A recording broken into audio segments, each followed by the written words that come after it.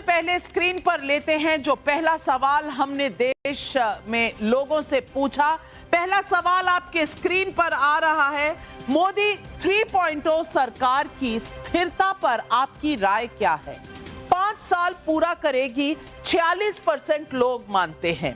शायद 5 साल चल जाए 27%, यानी कि दोनों को मिला दें तो ये लगभग 73%। 5 साल से पहले गिर जाएगी सिर्फ 19% लोग मानते हैं, कह नहीं सकते 8%, यानी कि 73% लोग मानते हैं कि 5 साल ये सरकार चलेगी। अगला सवाल जो हमने लोगों से पूछा, लोकसभा में नेता प्रतिपक्ष के तौर पर राहुल गांधी की भूमिका कैसी है? दमदार 22%, कोई असर नहीं 41%, प्रभावी लेकिन नकारात्मक 32% लोग, अभी कहना संभव नहीं 5%। सवाल नंबर 3 जो हमने लोगों से पूछा और यह है, केंद्र सरकार के इस कार्यकाल में सबसे बड़ी चुनौती क्या हो सकती है? गठबंधन सरकार की स्थिरता 21%, बेरोजगारी 18% अभी भी बड़ा मुद्दा है, महंगाई 12%, किसान और खेती 9%, भ्रष्टाचार 9%, विकास से जुड़े मुद्दे 8%, अन्य कोई मुद्दा 7%, सरकारी योजना का जमीनी असर ये 4%, यानी कि स्थिरता और बेरोजगारी अब भी बड़े मुद्दे बने रहेंगे। पूछना चाहती हूं सबसे पहले मैं राजकुमार भाटी जी आपसे, अगर ये सरकार 5% चल जाएगी, 5 साल चल जाएगी और अगर नेता प्रतिपक्ष नकारात्मक या कोई असर वाले इस तरह के आंकड़े जनता से आ रहे हैं, तो कहीं ना कहीं इंडिया गठबंधन पे ये सवालिया निशान नहीं लगाता?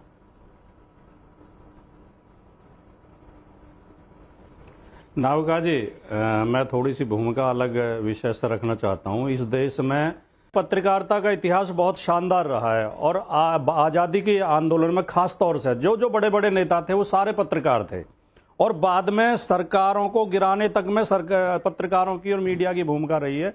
बड़े बड़े स्कैम खोले हैं और नुकसान उठा के भी पत्रकारों ने शानदार काम किए हैं, और आज भी देश में बहुत विद्वान और बहुत जनवादी और बहुत शानदार और खोजी पत्रकार मौजूद हैं।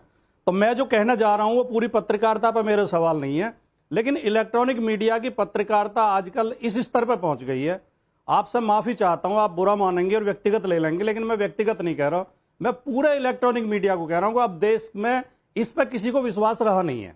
इलेक्ट्रॉनिक मीडिया के सर्वे पे, इनके ओपिनियन पोल पे, इनकी बातों पे किसी को विश्वास नहीं रहा। और जब आप पोल करते होंगे, आप तो पोल ईमानदारी से करते होंगे, लेकिन देश के बहुत सारे लोग इसमें हिस्सा लेते ही नहीं है।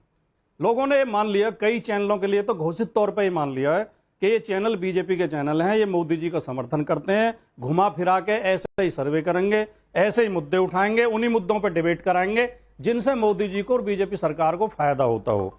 तो जो इनके विरोधी दुर्भावना रखते हैं, जो इनके विरोध में वोट डालना चाहते हैं, वो इन सर्वे में हिस्सा ही नहीं लेते।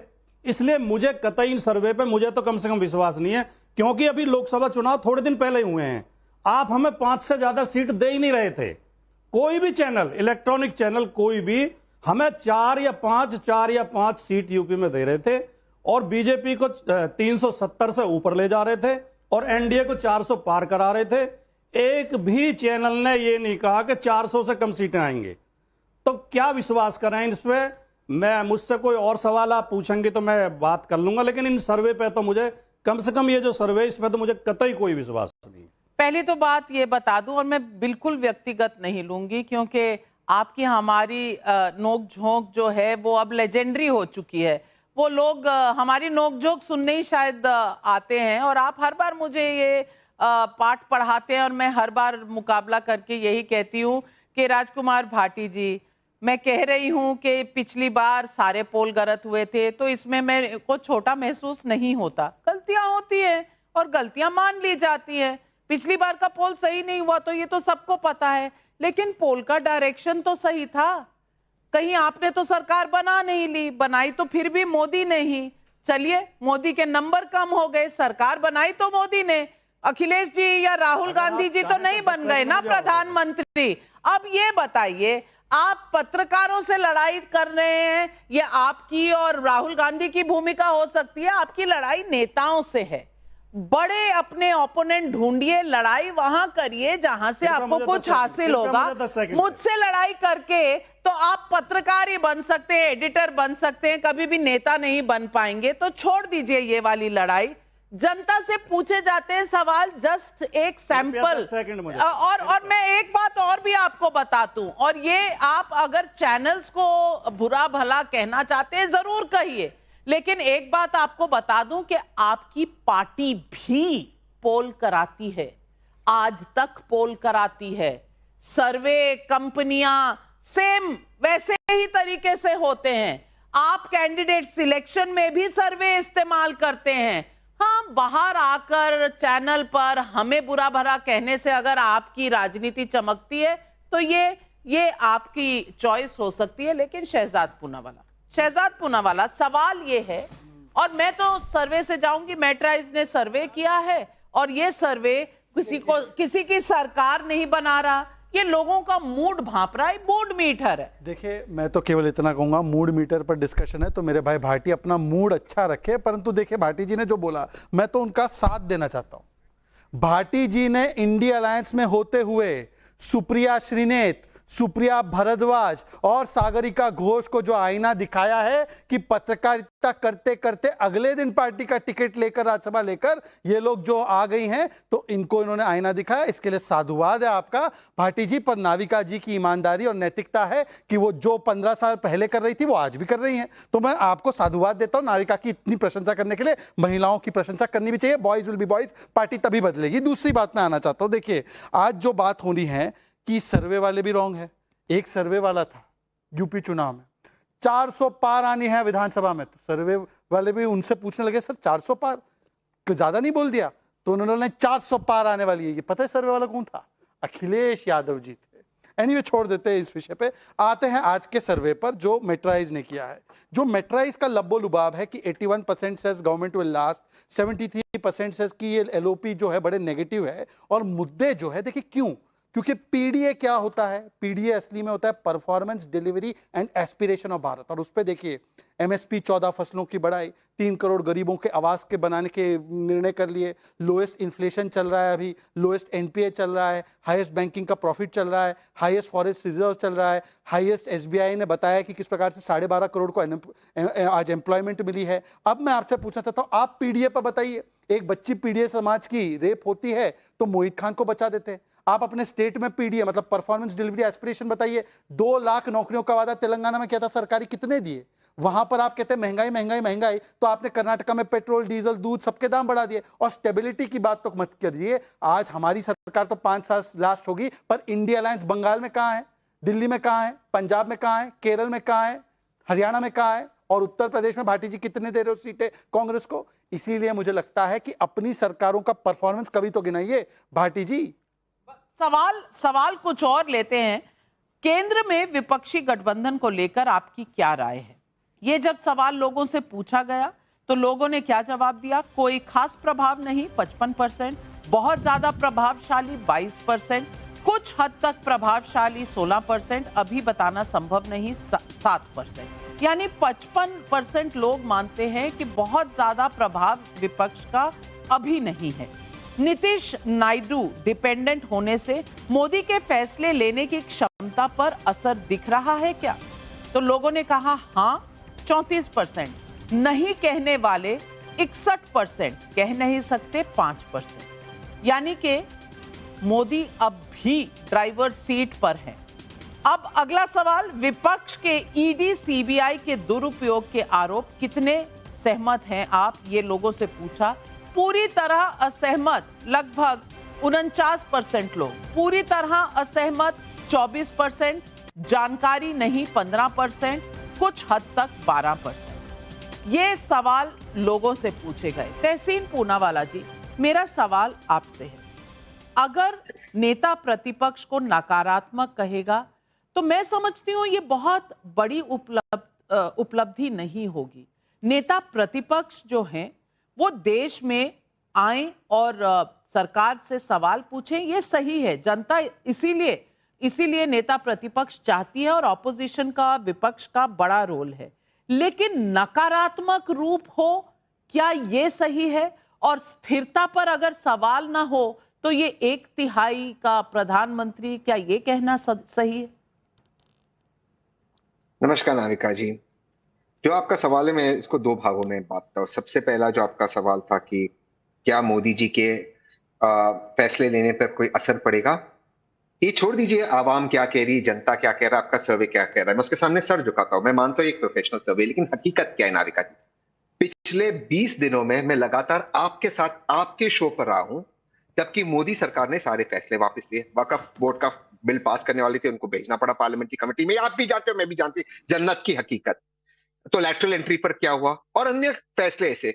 एक जमाना, एक दौर वो था कि 8 बजे मोदी जी आकर नोटबंदी कह देते और 4 घंटे में देश को लॉकडाउन में डाल देते। अब वो दौर नहीं आएगा, वो समाप्त हो गया है। मोदी जी वो नहीं कर पाते। वो जो एक अथॉरिटेरियनिज्म था वो चला गया है, वरना ये लैटरल एंट्री वापस लेने की जरूरत नहीं थी। जिस शो पर, आप ही के शो पर नाविका जी, आप ही के चैनल पे, जो भाजपा के प्रवक्ता कहते थे लैटरल एंट्री, चलो भाजपा के प्रवक्ता छोड़ दो, उनके मिनिस्टर्स कहते थे लैटरल एंट्री देश हित में है, कांग्रेस इसके विरोध कर रहा है, इसे विरोध करते देशद्रोही, सपा द्वेषद्रोही। वही मिनिस्टर ट्वीट करते अगले दिन, मोदी जी ने देश हित में वापस लिया। देश हित में वापस लिया तो देश के खिलाफ लाया क्यों, और देश हित में लाया तो वापस क्यों लिया? वही मिनिस्टर 2 दिन में ट्वीट करते, ट्वीट उनका बदल जाता है। वही मिनिस्टर अब क्या बोले, आईएनबी मिनिस्टर, मैं नाम भी ले लेता हूं, आईएनबी मिनिस्टर के ट्वीट को मैं रेफरेंस दे रहा हूं। तो ये भाजपा की हालत है वर्तमान में। दूसरी बात, ऑपोजिशन नेगेटिव है, ऑपोजिशन नेगेटिव पॉलिटिक्स कर रहा है। मैं आपको याद दिला दूं, लेट सुषमा स्वराज जी, लेट अरुण जेटली जी, शायद आप ही को बात करते हैं, अरुण जेटली जी ने कहा कि पार्लियामेंट डिस्टर्ब करना हमारा अधिकार है। यहां पर ऑपोजिशन पार्लियामेंट डिस्टर्ब नहीं कर रहा, यहां पर ऑपोजिशन हर चीज पे चर्चा चाहता है। लेकिन ये पहली बार देश के इतिहास में हुआ है कि वर्तमान सरकार चर्चा से भाग रही है। पहली बार देश के इतिहास में हुआ कि प्रधानमंत्री जी प्रश्नों का जवाब नहीं देना चाहते, सिर्फ मन की बात करना चाहते। और पहली बार बड़ी जिम्मेदारी से कह रहा हूं कि इस माननीय स्पीकर के रोल में नहीं, बीजेपी के कार्यकर्ता के रोल में दिखाई दे रहे हो। ये देश देख रहा है, तो सर्वे कुछ भी बता दे, देश जानता है हकीकत क्या है। और मैं वापस कहूंगा, हम तो जानते हैं इस सरकार की हकीकत, लेकिन दिल को खुश रखने के लिए ये सर्वे अच्छा है। पर मैं आपको याद कराना चाहती हूं, थोड़ी सी शायद आपकी याददाश्त, जब ब्रूट मेजॉरिटी आप कहते थे, टिरनी ऑफ नंबर्स आप कहते थे, तब भी भू कानून, किसान कानून वापस लिए गए थे। हर्षवर्धन त्रिपाठी तब भी लिए गए थे, तब तो इन्होंने नहीं कहा कि बैकफुट पर है सरकार, अरे ये सरकार के पास नंबर नहीं है, तब तो ब्रूट मेजॉरिटी थी। आज अगर 3 फैसले वापस ले लिए, अरे तो लुट गई सरकार, बैकफुट पर हो गई सरकार। ये चित भी मेरी पट भी मेरी, हर्षवर्धन त्रिपाठी जी कैसे चलेगा? देखिए, मुझे लगता है नविका जी, फैसला वापस लेने जैसा है तो सिर्फ और सिर्फ एक लैटरल एंट्री का है। और लैटरल एंट्री के मसले पर जो सरकार की सोच दिखती है, वो कहीं न कहीं इस दबाव में दिखते हैं कि राहुल गांधी उसे पिछड़ा विरोधी, संविधान विरोधी या पूरा विपक्ष करेगा। उस नैरेटिव को वो उनके हाथ में नहीं जाने देना चाहते। और वो विज्ञापन निकालना ही क्यों था, क्योंकि पहले कांग्रेस की सरकार तो पूरी लैटरल एंट्री पे ही चलती थी। नेहरू जी के यहां विजय लक्ष्मी पंडित से लेकर, और सबसे बड़ी बात, super prime minister Sonia Gandhi lateral entry थी, पूरी एनएसी लैटरल एंट्री थी। संविधान को पूरी तरह से ध्वस्त कर दिया गया, आरक्षण को पूरी तरह से ध्यान में नहीं दिया गया। लेकिन इसके बावजूद ये सरकार अगर लैटरल एंट्री का विज्ञापन वापस लेती है तो मैं उसे बहुत खराब मानता हूं और मोदी सरकार को पीछे जाता हुआ देखता हूं। भले वो ये इसलिए कर रही हो कि समाज में विभाजन न हो, राहुल गांधी और विपक्ष उसका, लेकिन क्या सरकार वक्फ बोर्ड का बिल लेकर आती अगर नरेंद्र मोदी कमजोर होते? यह संभव नहीं था। और जब कृषि कानून वापस लिया गया तो मैंने उसे कहा था, शायद आपके साथ बहस में मैंने कहा था कि यह मोदी सरकार के इस कार्यकाल का काला दिन है। लेकिन क्यों वापस लिया? क्योंकि पंजाब में जिस तरह की स्थितियां बन रही थी, पंजाब एक सीमावर्ती राज्य था, उसका किसानों के भले से कोई लेना देना नहीं था उस आंदोलन का। लेकिन जो स्थितियां बन गई थी उसमें शायद वो वापस लेना उनको जरूर। आज मैं फिर कह रहा हूं, कृषि कानून इस देश के किसानों के लिए सबसे बेहतर वरदान साबित होंगे। और एमएस स्वामीनाथन साहब भी वही कहा करते थे। लेकिन सरकार को कई बार इस तरह के निर्णय लेने पड़ते हैं। हां, एक बात मैं जरूर कहूंगा कि नरेंद्र मोदी की सरकार को ऐसा कोई निर्णय फिलहाल नहीं लेना चाहिए जिसको वापस लेना पड़े। किसी भी तरह से। आपको विपक्ष के तरीके पता हैं, आपको राहुल गांधी के तरीके पता हैं, आप ही कह रहे हैं कि संविधान आरक्षण खत्म कर देंगे, ऐसा झूठ फैलाया गया चुनाव में, तो कम से कम निर्णय लेने से पहले उसकी पूरी तैयारी जरूर होनी चाहिए। तैयारी कम थी। देखिए, क्योंकि रोम संस्कृति में कुछ लोग ज्यादा पढ़े, राम संस्कृति में कम। राम जी तीर कमान चलाते थे, और राम जी जब तीर कमान चलाते थे तो तीर को पीछे खींचते थे ताकि निशाने पर तीर लगे। तो पीछे खींचना, तीर को पीछे होना होता है। ये तहसीन पूनावाला जो राम संस्कृति के बारे में नहीं जाने, राम जी के अस्तित्व को नकारने वाले आज राम राम करने लगे, ये यू टर्न होता है। जीएसटी के लिए बहुत सारी चीजें बोलने वाले जब गब्बर सिंह टैक्स बोलते हैं, ये यू टर्न होता है। यूसीसी 1940-50 के दशक में संविधान में डालने वाले आज यूसीसी का विरोध करते हैं, ये यू टर्न होता है तहसीन पूनावाला। और वो यू टर्न होता है जिस उद्धव सेना को कहते थे कि सांप्रदायिकता की प्रतिमूर्ति है, आज उनके सामने नतमस्तक होना और कहना मैं सेकुलर की सबसे बड़ी जो पोस्टर बॉय हूं, ये यू टर्न होता है जिसको आप कहते थे कि सांप्रदायिकता का पोस्टर बॉय बाबा साहब ठाकरे हैं। तो तहसीन पूनावाला यू टर्न के बारे में हमें मत बताइए, केवल एक चीज बताइए। आपने, जैसे नाविका ने सही बोला कि किसान कानून हमने तो तब लिए जब हमारी 303 की मेजॉरिटी थी, पर आपने तो इतना आंदोलन किया, हालांकि आपने मैनिफेस्टो में किसान कानून डाला था। अब मुझे बताइए कि केरल में तो एपीएमसी एक्ट ही नहीं है, वहां पर जब कब विरोध करोगे आप बताइए कि एपीएमसी एक्ट जो पूर्ण तरीके से केरल में नहीं है मंडियां, उसके लिए कब विरोध करने जाएंगे? एलओपी मतलब लीडर ऑफ प्रोपेगेंडा थे राहुल गांधी। जवाब दे दो नाविका जी। जी बिल्कुल। जी, इसका बीजेपी के प्रवक्ता मैं मानता हूं, शहजाद बीजेपी के सबसे अच्छे प्रवक्ता है सुधांशु जी के साथ, लेकिन आज रिसर्च नहीं किया, दुर्भाग्य की बात है। केरला मात्र एक सूबा इस देश के अंदर, सिर्फ 1023 फसलों पर नहीं, फ्रूट्स और वेजिटेबल्स पे भी एमएसपी मिलता है। और किसी सूबे में भारत में, चाहे वो कांग्रेस का सूबा हो, बीजेपी गवर्न सूबा, कोई और सूबा, वहां पे इन पे मिलता है। सिर्फ केरला में मिलता है, लेकिन इन्होंने उतनी रिसर्च नहीं की। दूसरी बात, कल की बात करता हूं, समाप्त होने दीजिए। भारत सरकार ने राइस इंपोर्ट के पॉलिसी चेंज की कि अब आप राइस इंपोर्ट करोगे अन्य देशों से, इंक्लूडिंग ब्राजील, यानी कि आपका बफर स्टॉक आपके पास नहीं है, यानी कि किसान अब इज नॉट ग्रोइंग क्रॉप्स, क्योंकि आप एमएसपी दे नहीं रहे हो किसानों को। यही दिक्कत है। अगर आप एमएसपी की गारंटी देकर एमएसपी का भुगतान आप टाइम पर करो, टाइम पर, तो ये शॉर्टेज नहीं आएगी। जो देश एग्रीकल्चर सरप्लस होता था, आज आपने कल की बात है, आपने राइस इंपोर्ट किया है, क्या आपने पॉलिसी चेंज की? क्यों आप राइस इंपोर्ट कर रहे हो? एक बात बताइए।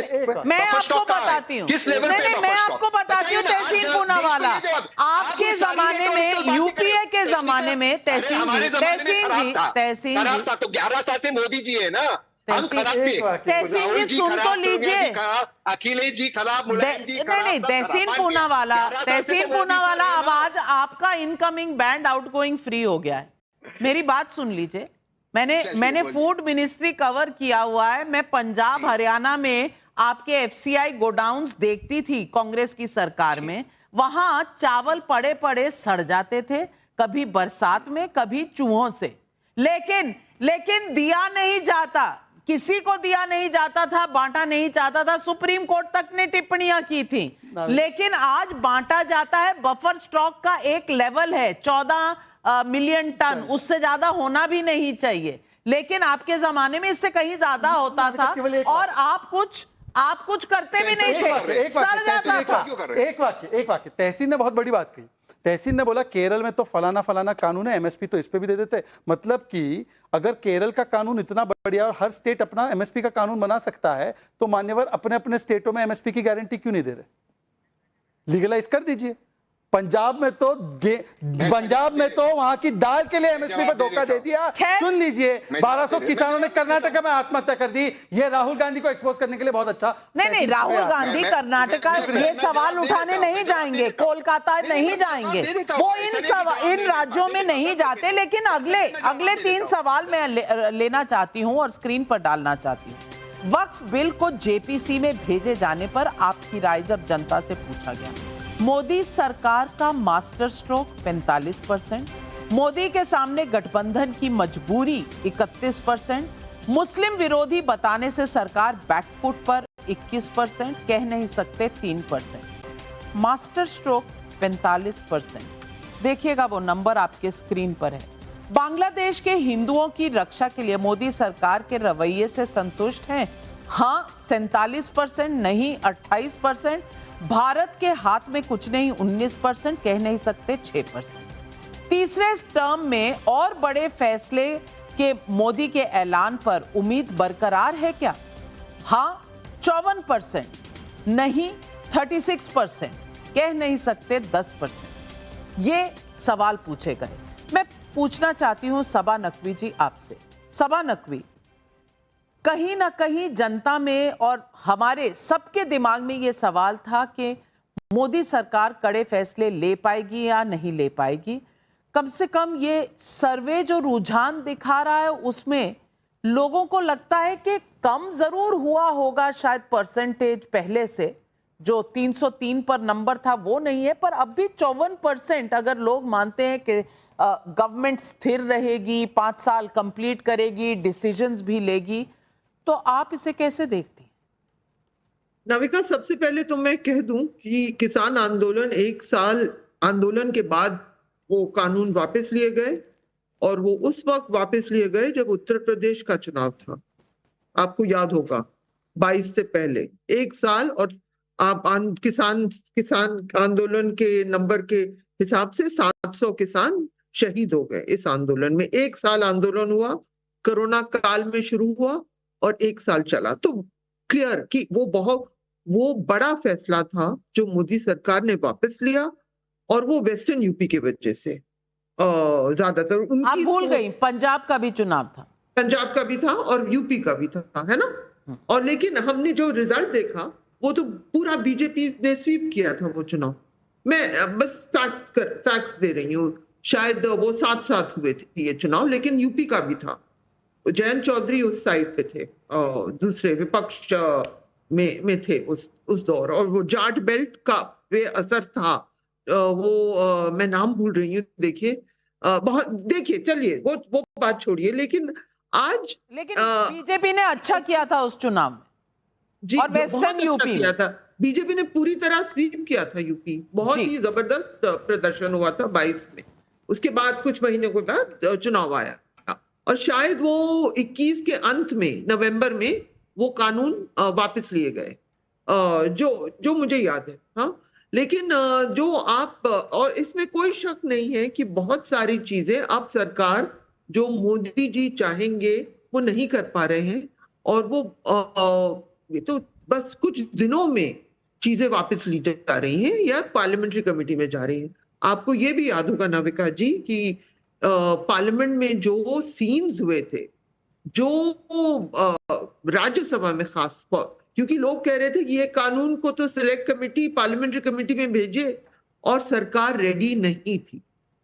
अब वक्त जैसा कानून को उन्होंने एक कमेटी बनाई है, तो वो सही पार्लियामेंट्री प्रोसीजर फॉलो कर रहे हैं। ये जो उस टाइम भी करना चाहिए था वो अब कर रहे हैं, क्योंकि अब मजबूरी में कर रहे हैं, इसमें कोई दो राय नहीं है। दूसरी बात, ये जो लैटरल एंट्री वाला, और एक बजट का भी, और वो मैं समझती नहीं हूँ, आप मुझसे वो बेहतर समझती हैं, कुछ प्रॉपर्टी को लेकर वो भी उनको वापस लेना पड़ा। आप पूरा समझ जाएंगे, है ना। बजट को प्रॉपर्टी जिस तरह से उसका वैल्यूएशन होता है, वो पॉलिसी भी बजट में अनाउंस हुआ, वो भी उनको वापस लेनी पड़ी। खैर वापस नहीं लिया, उन्होंने ऑप्शंस दे दिया है। ऑप्शन दे दिया, ठीक है, लेकिन कुछ तो बदलाव हुआ। बिल्कुल कुछ नहीं है, कुछ रीथिंक हुआ, वो भी अच्छी बात है, क्योंकि सरकार को करना चाहिए ये सब। मतलब पब्लिक रिस्पॉन्स में करना चाहिए। लैटरल एंट्री वाला जो मसला था वो तो सरकार के खुद के लोगों ने, चिराग पासवान बिहार के जो उनके साथी हैं, उन्होंने उसमें नामंजूरी, और इसका कारण यही है, नामंजूरी का कारण यही है जो परसेप्शन यूपी में बना और बिहार में नहीं बना, क्योंकि बिहार में भाजपा के साथ कास्ट बेस्ड पार्टीज एनडीए में थी और मुख्यमंत्री थे नीतीश कुमार। उनको कैसे हम कह सकते हैं कि वो आरक्षण खत्म, बहुत इंपॉर्टेंट बात कह रही है सबा नकवी जी।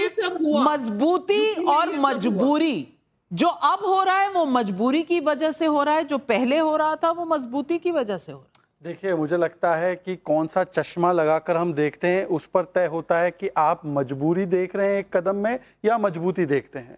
मुझे तो लगता है सबा जी, मैंने तो हमेशा यही समझा और सीखा है कि जो मजबूत होता है वही फ्लेक्सिबल होता है और जो मजबूर होता है वो शहजाद पूनावाला, यहाँ थोड़ी ज्यादती है। चश्मा के बिना भी अगर आप देख लें तो आपको मजबूरी नजर आ जाएगी। मैं आपको उदाहरण नजर आ जाएगी। आपको उदाहरण देता हूं।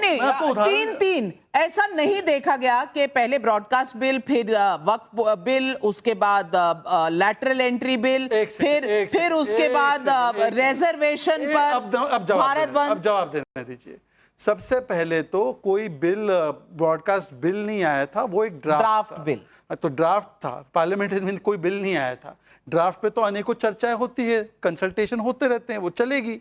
वक्फ बिल हमने राज्यसभा में ही लाकर उसको फिर कमेटी में सुपुर्द कर दिया और उस पर हमने पहले दिन से किरण रिजिजू ने कहा कि इस पर हम व्यापक चर्चा करेंगे। मुझे लगता है सबा नकवी जी, जिनका इतना एक्सपीरियंस है, इतना योगदान है इस क्षेत्र में, उनको भी जाकर बोलना चाहिए कि किस प्रकार से वक्फ प्रॉपर्टीज हड़प ली है अमीर मुसलमानों ने और गरीब यतीम जो महिलाएं, उनको तो कुछ नहीं मिलता इसमें से।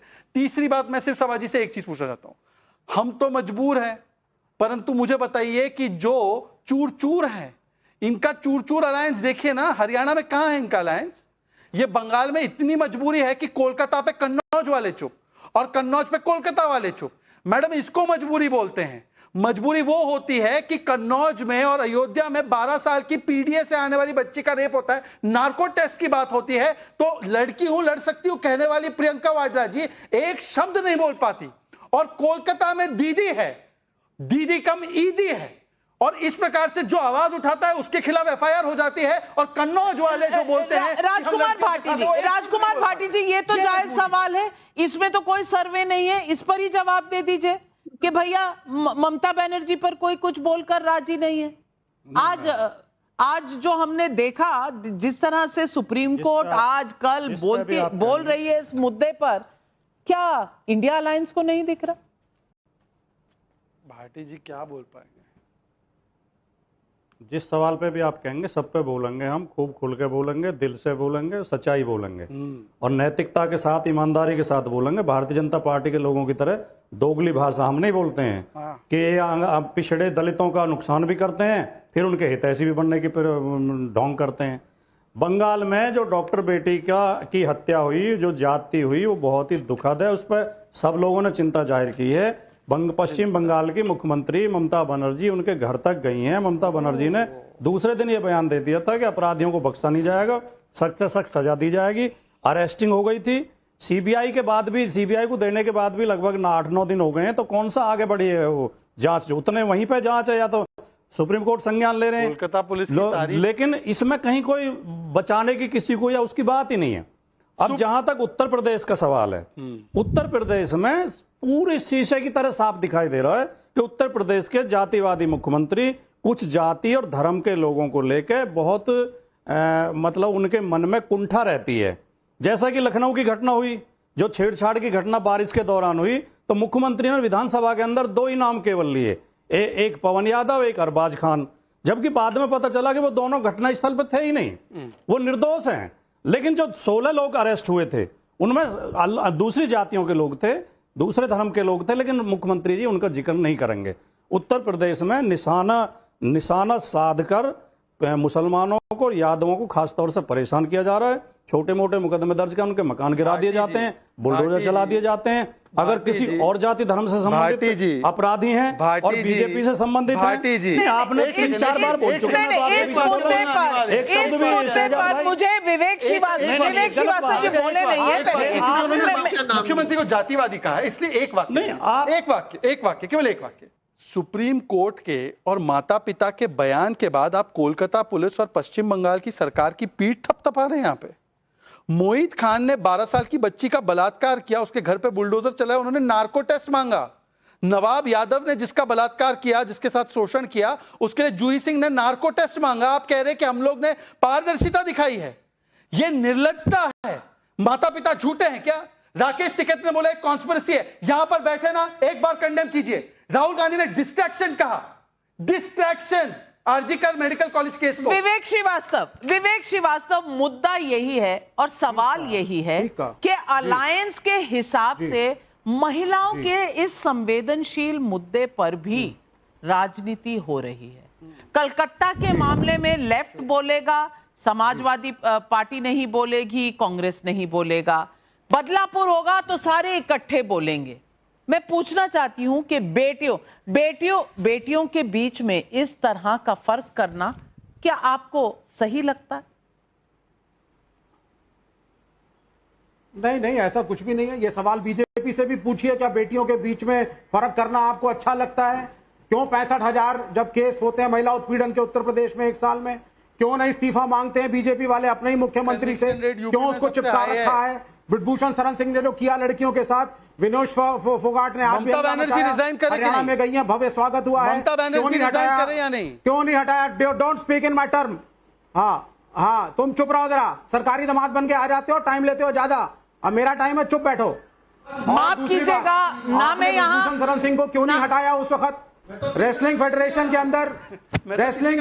के अंदर सारे नुमाइंदे नहीं दामाद की आप बात कर रहे हैं, सास कौन है, ससुर कौन है, ये सही भाषा नहीं है। सरकारी दामाद बन गया, बताइए। अच्छा जी, उद्धव ठाकरे ने स्पष्ट रूप में कहा कि जब वो छोटे थे और बचपन में जब उनका बचपन बड़ा हुआ तो कहते हैं मैं देखता था मेरे पिता बहुत उग्र रूप से रोज राजीव गांधी के खिलाफ बोलते थे, एक से एक चीज बोलते थे सरकार के खिलाफ। रोज हमारे प्रोसेशंस निकलते थे, लेकिन हमारे घर पे कभी सीबीआई और ईडी नहीं आई। और आज जब मैं सरकार को देखता हूं तो मैं रियलाइज करता हूं अपने बचपन को और सोचता हूं कि राजीव गांधी कितने महान थे। पहली चीज, हर्षवर्धन त्रिपाठी ने बोला सरकार को कोई ऐसा कदम नहीं उठाना चाहिए जिससे उसको बैक ट्रैक करना पड़े। हमने देखा सरकार और नेशनल लेवल पर कुछ सवाल। अब उत्तर प्रदेश की तरफ चलते हैं। उत्तर प्रदेश में हमने लोगों से पूछा, लोकसभा चुनाव में सेटबैक के बावजूद योगी आदित्यनाथ ताकतवर हैं या नहीं। इस पर 63% लोग मानते हैं कि हैं ताकतवर, नहीं है 31%, कह नहीं सकते 6%, लेकिन 63% लोग मानते हैं कि अब भी वो ताकतवर हैं। दूसरा सवाल जो हमने पूछा, अगर यूपी में योगी आदित्यनाथ को सीएम पद से हटा दिया जाए तो क्या होगा। इस पर बीजेपी को जबरदस्त नुकसान होगा, 58% लोग मानते हैं बीजेपी को नुकसान, लेकिन मैनेज हो जाएगा 16%। बीजेपी को फायदा होगा 14%, कोई फर्क नहीं 9%, कह नहीं सकते 3%, लेकिन 58% लोग मानते हैं कि बीजेपी को नुकसान होगा। इसके बाद योगी को लेकर आरएसएस की भूमिका को कैसे देखते हैं। 61% लोग कहते हैं चीफ मिनिस्टर बनाए रखने के पक्ष में है आरएसएस। सीएम पद से हटाने का समर्थन 17% लोग मानते हैं। तटस्थ बना हुआ है 20%, कह नहीं सकते 2%। विधानसभा उपचुनाव में बीजेपी का प्रदर्शन अच्छा नहीं रहा तो योगी का क्या होगा। मुश्किल में पड़ेंगे 27% लोग, कोई फर्क नहीं पड़ेगा 64% लोग, कह नहीं सकते 9% लोग। इसके अलावा ये भी सवाल पूछा कि मुख्यमंत्री के तौर पर सबसे बेहतर कार्यकाल किसका रहा, और इस पर योगी आदित्यनाथ 54% लोग, अखिलेश यादव 23%, मायावती 19%, कह नहीं इसमें से कोई नहीं 4%। तो अब भी योगी आदित्यनाथ का परफॉर्मेंस सबसे बेहतर माना जा रहा है। राजनीति की केंद्रीय भूमिका में अखिलेश यादव के नजर आने से क्या असर है। यूपी में समाजवादी पार्टी को फायदा 31% लोग, यूपी में समाजवादी पार्टी को नुकसान 29% लोग, कोई फर्क नहीं पड़ेगा 38%, कह नहीं सकते 2%। 2024 चुनाव में कांग्रेस के बेहतर प्रदर्शन से यूपी पर क्या असर होगा। यूपी में अकेले लड़कर भी बेहतर कर सकती है कांग्रेस पार्टी 16%, एसपी के साथ गठबंधन में ही बेहतर करेगी 38%, कोई असर नहीं पड़ेगा 42%, और कह नहीं सकते 4%। पूछना चाहती हूं आपसे राजकुमार भाटी जी, उत्तर प्रदेश में एक तो बात ये तय है कि अगर लोकसभा में अखिलेश आ गए तो यूपी को अखिलेश जी की कमी महसूस होगी। ये तो लोग मान रहे हैं कि बराबर बराबर फायदा होगा या कमी महसूस होगी, इस पर बराबर बराबर है। अखिलेश जी की भूमिका क्या और कैसी रहेगी, इस पर पार्टी में क्या सोच चल रही है। कोई नुकसान नहीं होगा अखिलेश यादव जी की केंद्र में भूमिका को देख के और सशक्त भूमिका को देख कर। जिस तरह के लोकसभा में अखिलेश यादव जी का शानदार प्रदर्शन रहा है, उसको लेकर समाजवादी पार्टी के कार्यकर्ता, समाजवादी पार्टी के समर्थक और समाजवादी पार्टी के मतदाता बहुत उत्साहित हैं। और समाजवादी पार्टी से बाहर जाके भी जो समस्त पीडीए समाज है, पीडीए समाज अखिलेश यादव में अपनी एक उम्मीद देख रहा है, अपना भविष्य का नेता देख रहा है और पूरा पीडीए अखिलेश यादव के पीछे एकजुट होता जा रहा है। दूसरा, आपने जो एक बहुत इंटरेस्टिंग सवाल रखा इस सर्वे में कि सीएम योगी आदित्यनाथ को हटाने से संबंधित, तो मैं स्पष्ट कर दूंगी, योगी जी को अगर कोई हटाएगा तो भारतीय जनता पार्टी हटाएगी। ना तो हम हटाने वाले हैं, ना नाविका जी हटाने वाली हैं, ना मीडिया हटाने वाला है। इसलिए ये सवाल भारतीय जनता पार्टी, यानी कि चुनाव में आप उन्हें हरा नहीं सकते और आप उन्हें हटा नहीं सकते। में क्योंकि क्या आप ये कहना चाह रहे हैं कि आप चुनाव में हरा ही नहीं सकते? नहीं, मैं कह रहा हूं इस कार्यकाल में। हर्षवर्धन त्रिपाठी जी, मैं इंग्लिश चैनल से आई हूं, मेरी हिंदी गलत है, मेरी हिंदी गलत है या भाटी जी कुछ गलत कह गए? नाविका जी कृपया नहीं, आप ऐसे घुमाइए मत। ये तो आपके शब्द इस कार्यकाल में मैंने क्या घुमाया? घुमाया तो आपने, 100%। घुमाया तो आपने, लेकिन मैं एक वाक्य मेरा और सुन लें आप।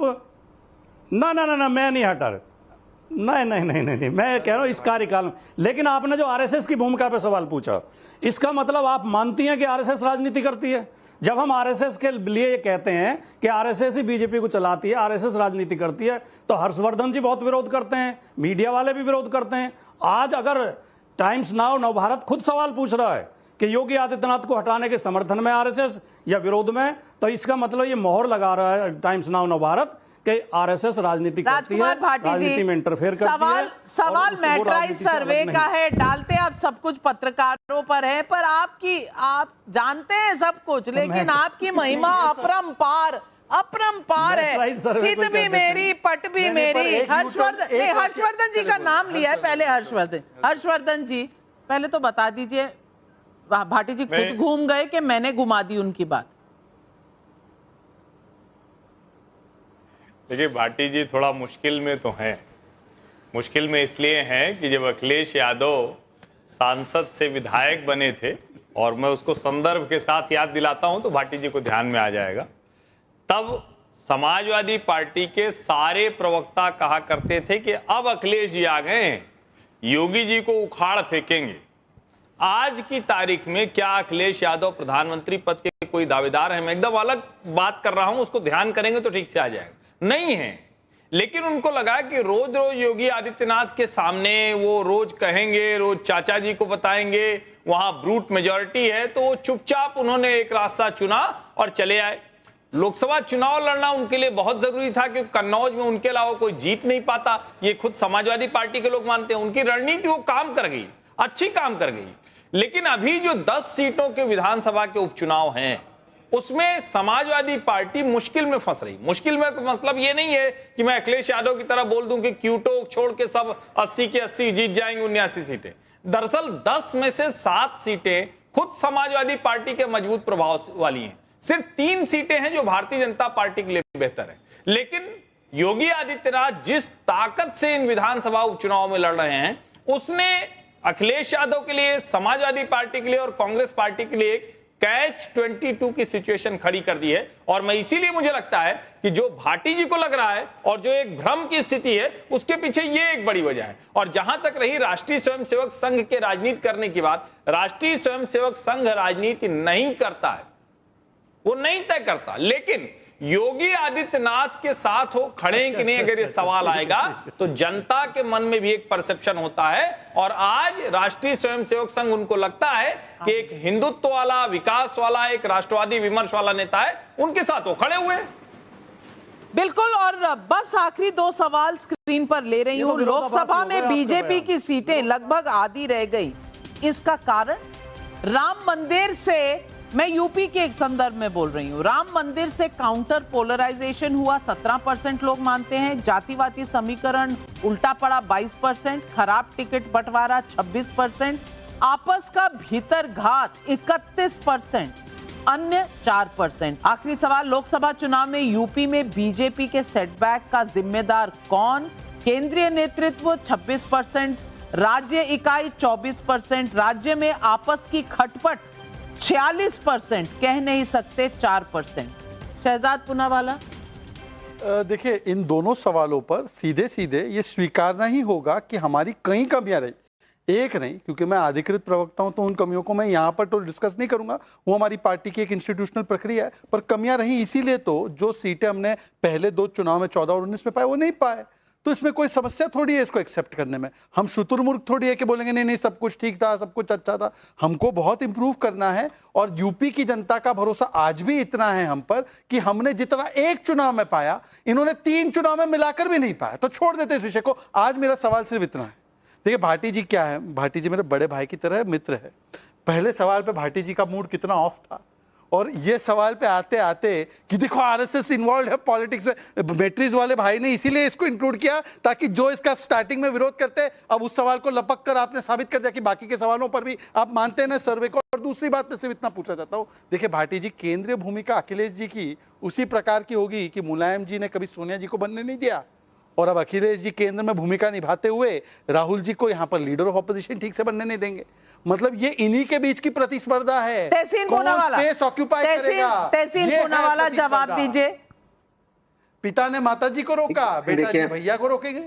देखिए ये टिप्पणी दूसरों पे करे, अपनी पार्टी में गंभीरता से देखिए कि क्या माननीय गृह मंत्री जी और वर्तमान मुख्यमंत्री उत्तर प्रदेश के बीच में क्या चल रहा है। ये सब हम जानते हैं, उसमें टिप्पणी नहीं करना चाहते। अखिलेश जी राहुल जी के साथ क्या करेंगे, राहुल जी अखिलेश जी के साथ क्या करेगा, ये इनको कैसे पता, ये परम ज्ञान इनको कैसे प्राप्त हुआ, मुझे पता नहीं। जहां तक मेरी, सर मैं आपके बीच में नहीं बोल रहा था, जहां तक मेरी जानकारी है विपक्ष का परफॉर्मेंस बहुत ही अच्छा है, और विपक्ष के परफॉर्मेंस और दबाव की वजह से सरकार को सारे गैर संवैधानिक बिल्स को वापस लेना पड़ रहा है। मैं दोबारा से कह रहा हूं, अब ये जो मोदी सरकार है इसकी तब्दीली होगी एनडीए सरकार में, और हाँ ये सरकार 5 साल निकालेगी, बट इसी तरह बैसाखी पर निकालेगी ये 5 साल सरकार। सर सवाल पूछा था कांग्रेस का उत्तर प्रदेश में क्या होगा, जवाब आ गया पूरे यूएस इलेक्शंस का। तहसीन पूनावाला जी, अखिलेश जी आपको साइकिल पर यूपी में बिठाएंगे नहीं बिठाएंगे ये सोच लीजिए। लेकिन सबा नकवी जी जाते जाते सिर्फ उत्तर प्रदेश की अगर बात पूछूं तो ये दोस्ती हम नहीं तोड़ेंगे जो आज गा रहे हैं कांग्रेस और सपा, ये बस चुनाव आने तक कौन सा गीत गाएंगे? अकेले हम अकेले। नाविका जी, एक चीज जो हो सकती है भविष्य में जब चुनाव असेंबली का इलेक्शन आएगा 27 में, कि भाजपा, हालांकि बसपा डिक्लाइन में है, भाजपा बसपा की तरफ कुछ करे, अब समझ नहीं रहे। तब तक जो चुनाव जो आएंगे बीच में, हरियाणा में क्या होता है, महाराष्ट्र में क्या होता है, और अंत में बिहार में क्या होता है अगले साल, उसका असर होगा और ये सब चीजों का असर होगा। लेकिन अभी बीजेपी की स्थिति यूपी में अच्छी नहीं है, चाहे आपका सर्वे जो भी दिखाए। बहुत ही अंदरूनी सवाल उठ गए हैं, एक पूरा उनका मॉडल ही फट गया। और आप बार बार ये भूलिए मत, राम मंदिर से हमारे अवधेश प्रसाद अयोध्या फैजाबाद के एमपी बैठे हुए हैं, और तो कुछ चला नहीं यूपी में। और अंदरूनी ये तो सब जानते हैं, बीजेपी के लोग, प्रॉब्लम है बहुत उत्तर प्रदेश और आदित्यनाथ योगी का। सभाजी कह रही है बहुत प्रॉब्लम है उत्तर प्रदेश, सभाजी बहुत प्रॉब्लम है यूपी में। सभाजी को मैं बहुत रिस्पेक्ट करता हूं। नहीं, मुझे इसमें बहस करने की, मैं तो फैक्चुअली बात कर रही हूं। बहस नहीं करूं, आखिरी टिप्पणी मौका समय कम है, 10 सेकंड। सभाजी तो तब भी प्रॉब्लम देखती थी 2014 का, जब लोकसभा चुनाव आया, 17 का आया, 19 का आया, तब भी उनको प्रॉब्लम ही दिखता था। सभाजी के चश्मे में प्रॉब्लम है, पर सवाल वो नहीं है। सवाल ये है, आपने गाने का जिक्र किया, तो मैं आपको बताता हूं दोनों क्या गाना गाएंगे। पहले हम साथ साथ है, फिर आएगा हम आपके है कौन, और आखिरी में आएगा अकेले हम अकेले तुम। देख लेना ये उपचुनाव के बाद अकेले हम अकेले तुम होने वाला है राहुल और अखिलेश जी का। और ये 10 में से 7 जीतने वाले पूछे कांग्रेस कितनी लड़ रही है। चलिए, देश का मूड मीटर आपने देख लिया। अब भाटी जी नाराज मत हुआ करिए, लेकिन कम से कम जनता का मूड थोड़ा समझने की कोशिश कर रहे हैं। कोशिश ही है, कोशिश तो करती रहनी चाहिए ना। तो ये मूड मीटर आज आपके सामने, और हमारे साथ जुड़ने के लिए आप सभी पैनलिस्ट का और दर्शकों आपका बहुत बहुत धन्यवाद। मोदी 3.0 कम जरूर हुआ है पॉपुलैरिटी, लेकिन अभी भी सबसे आगे, सबसे तेज और जनता का वही भरोसा लेकर चल रही है। आगे क्या होगा देखते रहिए। टाइम्स नाउ नव भारत और सवाल पब्लिक का आज बस इतना ही। नमस्कार, लेती हूं इजाजत।